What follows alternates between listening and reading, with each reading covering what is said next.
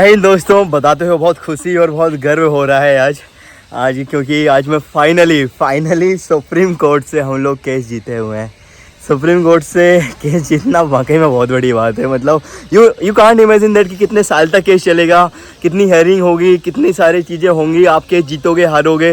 पहली बात तो सुप्रीम कोर्ट में केस लड़ना ही बहुत बड़ी बात है, क्योंकि यार जिस जहाँ पर मैं रहता हूँ, जो मेरा गांव है, जहाँ से मैं पढ़ाई करी और सारी चीज़ें मेरी हुई है, उस जगह से मेरे को ये भी नहीं था कि यार मेरी कोई नौकरी भी लगेगी, सरकारी जैसी कोई नौकरी भी लगेगी, मैं दिल्ली पुलिस में सेलेक्ट भी होऊंगा, बाद में जाके मैं सब इंस्पेक्टर बनूंगा। ये बिल्कुल एक्सपेक्ट नहीं था यार लाइफ में, क्योंकि बस मैं करता रहा। एनसीसी ने मेरे को बहुत अच्छा किक बैक दिया, वहाँ से बहुत सारी चीज़ें सीखी, दोस्त यार नए नए बने, काफ़ी ग्रूमिंग हुई उनके साथ में, फिर मेहनत करी, चीज़ें हुई, सिलेक्ट हुए।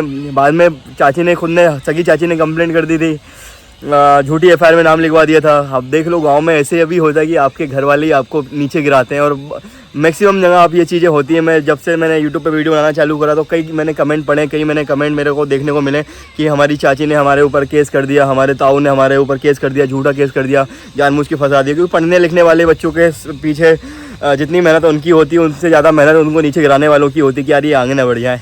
सो होगा भैया, जॉब से टर्मिनेट हो गए। 15 मार्च 2022 को ज्वाइनिंग हुई थी दिल्ली पुलिस में।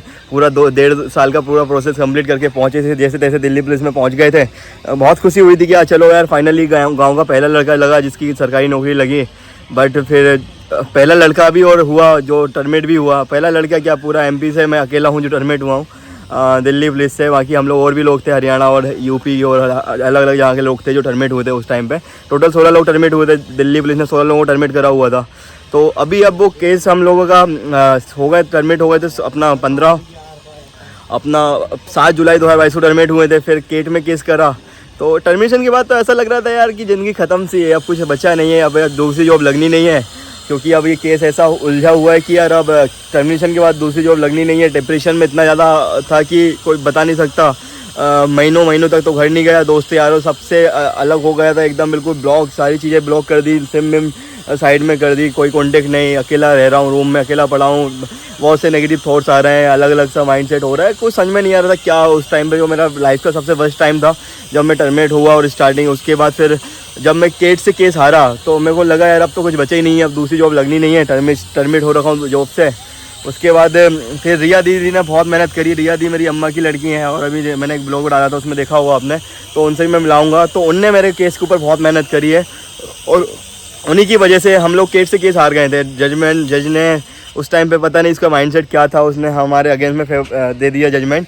बट दीदी ने पहली हियरिंग में यू कांट बिलीव इट कि पहली हियरिंग में कोई हारा हुआ केस कैसे जीत सकता है। रिया दी, गग्गर सर, राजुल मैम की मेहनत से और उनका लगन से वो केस हम लोग पहली हियरिंग में हाईकोर्ट से जीते हैं। और आज मेरे को बताते हुए बहुत ज़्यादा खुशी हो रही है। जब मैं केट से केस हारा था, मैं यहीं पे आके बैठा था, मैं भगवान से प्रे कर रहा था, जजमेंट का दिन है, भगवान मेरे फेवर में जजमेंट देगा। बट उस टाइम पे भगवान जी ने सुनी नहीं, लेकिन आज भगवान जी ने सुनी है। ये हमारे गाँव का मंदिर है, शिव टेम्पल, ये वर्ल्ड फेमस टेम्पल। अगर आप कभी भी आप विजिट जरूर करना। तो मैं आज डबल से आऊँ, मैं केस जीता हूँ तो भगवान जी को मिठाई चढ़ाऊँगा मैं, क्योंकि मैं बहुत खुश हूँ यार, क्योंकि भोले भगवान को मैं बहुत ज़्यादा मानता हूँ। और राजुल मैम, रिया दी, गग्गर सर की रिया दी ने बहुत मेहनत करी यार।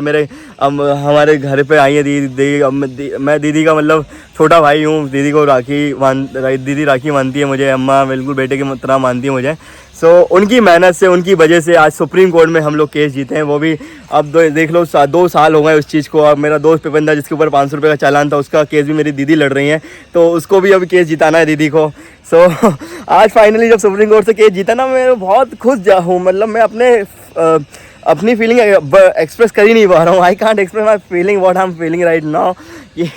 लिटरली बहुत ज़्यादा खुश हूँ। आपको मैं अभी अम्मा से मिलूंगा, घर वालों से मिलूंगा, मम्मी पापा से मिलूंगा, उनका रिएक्शन भी आपको बताऊंगा।